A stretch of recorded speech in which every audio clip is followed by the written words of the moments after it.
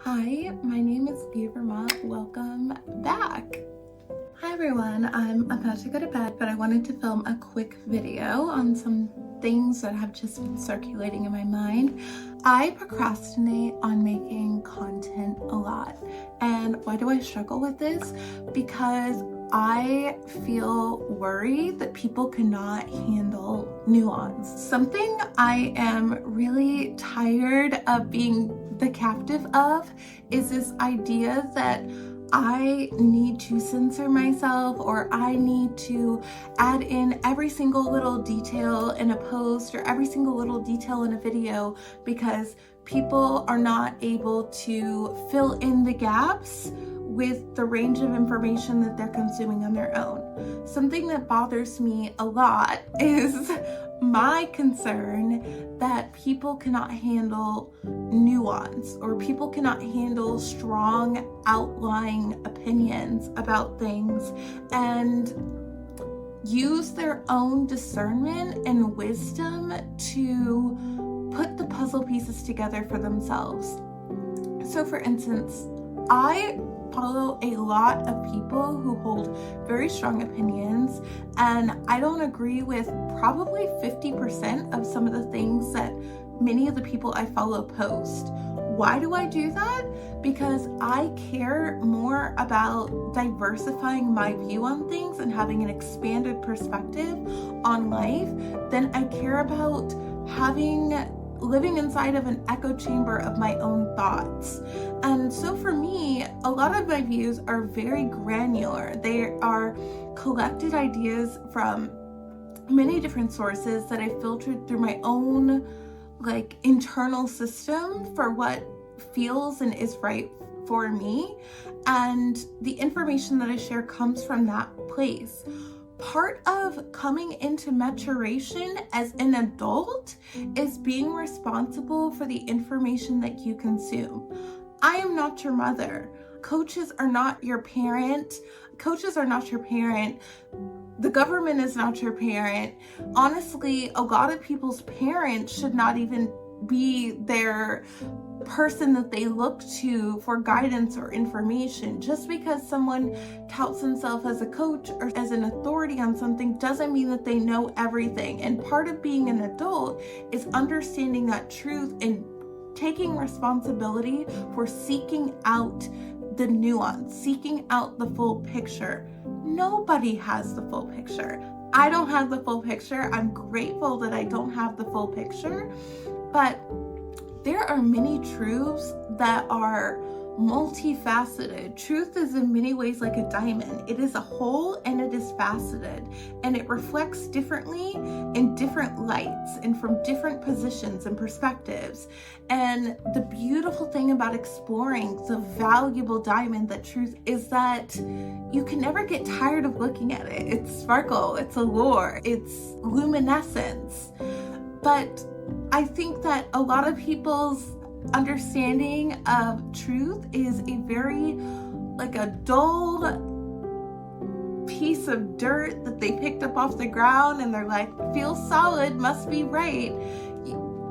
You need to learn how to investigate. You need to learn how to fortify your nervous system over time. And there's a way to this, to where you can sit in the presence of someone who disagrees with you. You can sit in the presence of someone who holds a differing opinion of you and observe where you feel sensation in your body. Observe, ooh, I feel defensiveness, or ooh, I'm telling myself I want to fight back on that. And just observe that sensation and hold it. Because at the end of the day, it is the strongest nervous system that wins. It's just the person who's able to hold the most life being thrown at them that wins. You are not living life if you are living inside of an echo chamber of carbon copies of your own thoughts, where everyone's mirroring back to you things that you already believe. You are encountering life. You are living life fully when you are embracing that sort of aspect of what it means to be human, when you're going out into the world and you're engaging with people who are different than you. A lot of us are still living in this very archaic version of humanity, of society at a mental level. We're still living in a sort of tribal mentality.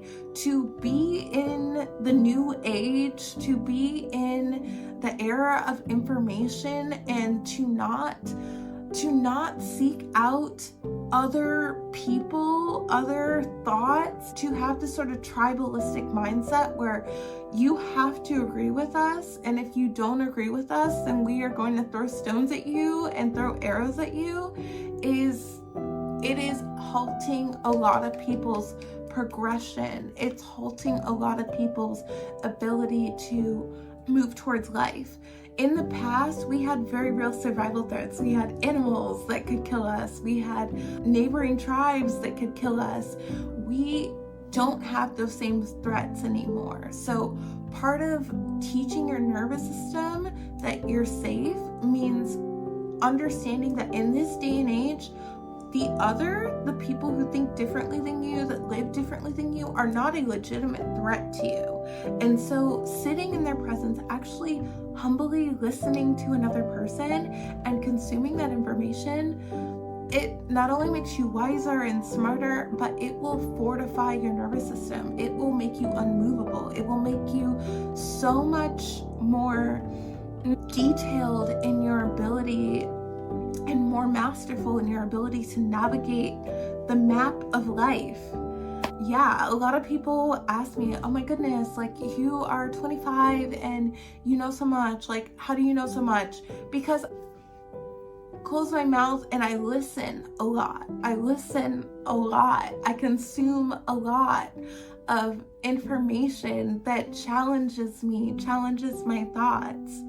And yeah, we're so fast-paced and quick that we want information quickly. We expect for us things to make sense to us immediately. So when things don't immediately make sense, we don't really stick with it. If there's a hour-long video or hour-long podcast, or gosh, like, I've listened to some Andrew Huberman podcasts that were like 3 hours long. If something doesn't immediately make sense, we're just like, oh, I don't want to deal with it. I don't want to weed through the details of it. But you miss out on so much that you might remember later, because 2 years from now you listen to another person speak and someone filled in the blanks there, and then you are like, oh yeah, now I understand that podcast that I listened to 2 years ago and it makes more sense now. Patience is such a virtue. Diligence, persistence, healthy willingness to sit through the time that it takes to cut and craft this beautifully faceted diamond that is your understanding of what is true. It's a process. It's not something that you can just pick up and be like, okay, this is what I guess we're going with. People are being lazy and not taking responsibility, and it leads to people outsourcing that responsibility to people like me, or to the government, or to people that they believe are authorities, and not using their own filter to learn. So I just want to leave everyone with that and challenge everyone to listen more, to challenge themselves with information that they might not regularly even desire to seek out or encounter, because it will mold you and it will put you on a path where you can see so much more of the world of what is real. People have lost a sense of duty towards themselves, and it is really a reflection of the degenerating self-worth of individuals, where they are more willing to put their lives, their wisdom, their sense of what is wise, their sense of what is true in the hands of others than they are willing to put it in their own hands. Like, people have a severe lack of self-trust, and it will affect us for generations.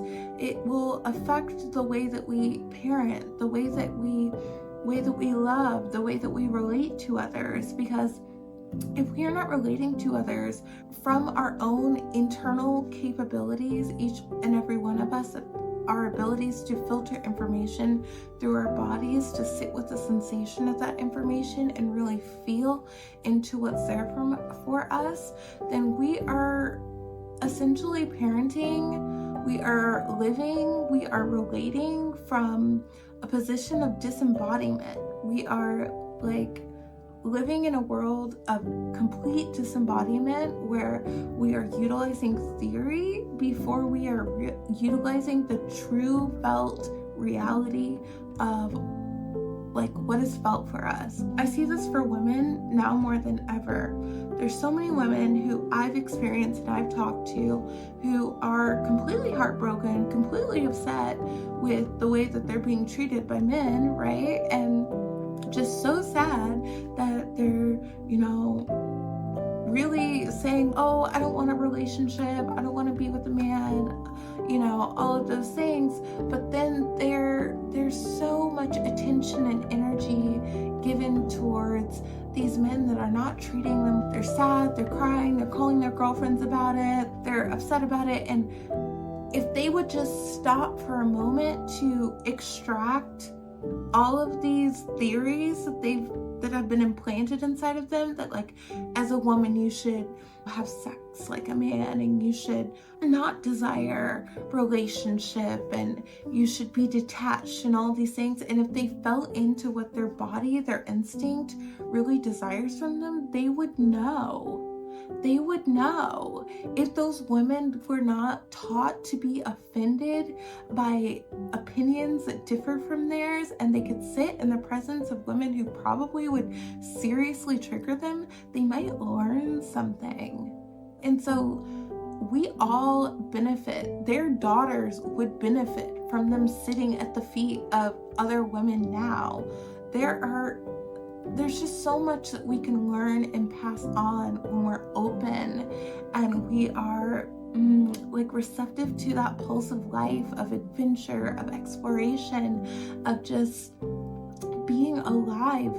Again, just meaning sitting at the feet of another and like feeling everything that comes up and engaging with the other. And we are in a time of such polarization, of such fear, and what we need now more than ever is each other, is community. And yeah, it will make us all the better. It's like genes. If you have a baby with someone who shares your genes, your child is weaker. Your child is not thoroughly equipped to navigate this world. Their immune system is compromised. Everything is compromised. We make the healthiest children when we mate with someone who is as different from us as possible. And that is where the third way, the third thing, the child, the new generation of ourselves, the new physical generation of ourselves, our children, can thrive when we have accessed and really mated with, if you will, or copulated with other ways of thinking and created something from that. So I leave that with you, and this is so important. I hope you'll have a lovely day. I hope you'll have a lovely evening wherever you are. And just like on this note, a training that I'm offering that covers all of this extensively about creating new realities through nervous system regulation, through your ability to sit with sensation, through your ability even to conjure sensation, so that you are able to sit with these outlying sensations that are sometimes difficult for us, be it like very good feeling sensations or very difficult feeling sensations. Queen of Reality touches on all of it, of how to bring into your reality those sensations that are challenging for you and sit with them, be with them. Not just for you, but for the reality that it gives you the capability to birth forth into the world through the version of your woman that you get to be as a result of the work that you're doing on yourself. So there's that. And then also there is, oh my gosh, what is it? Oh my gosh, I just put it out. the Queen Mother. That is such a special and personal offer to me. It is deeply resonant with the truth of who I know myself to be. And if you are a woman who desires to birth into this world, whether you have physical children or not, new realities, new possibilities for others through the emanation of your being, through how you emanate in the world, through how you be in the world, then the Queen Mother is definitely something to message me about. It's a limited offer, and it's only for certain kinds of women who really feel called towards that mothering role in the world as a spiritual path, not necessarily something in the physical, but something that I know is, as women, we are deeply tied to the mother, to the archetype of the mother, whether or not you have gone through that physical initiation of becoming a mother or not. It's something that some women are very specially connected to, and it's something that I'm very specially connected to. And so if you feel called to steward and to gift others with the wisdom that you have accumulated over the course of your life, but you desire to do it in a way that is clean and is absent of ego, that is of service to the proliferation and multiplication of love on this earth, what came to mind just now is like the creation of lots of love babies in the world, then the Queen Mother may be for you. As women, we are inherently influential, and one single conversation, one single video, one single look or way that you be in the world can birth an entire new reality for what another person believes is possible for them, what they think is accessible to them, what they think is possible for how they can be in the world, for who they can be in the world. And so it is a very beautiful responsibility and point of maturation to really take on that identity as the mother, to take on that identity as the mother willingly, even before you have children, to understand your responsibility as a woman to steward your mother essence well, knowing that you are constantly influencing people. So anyways, I have talked enough. Thank you so much for your time and your presence, and I look forward to seeing you soon. We'll have lots to like, share, and subscribe if this message resonated with you. And if you feel like there's anyone in your life who really needs this message, definitely share it with them.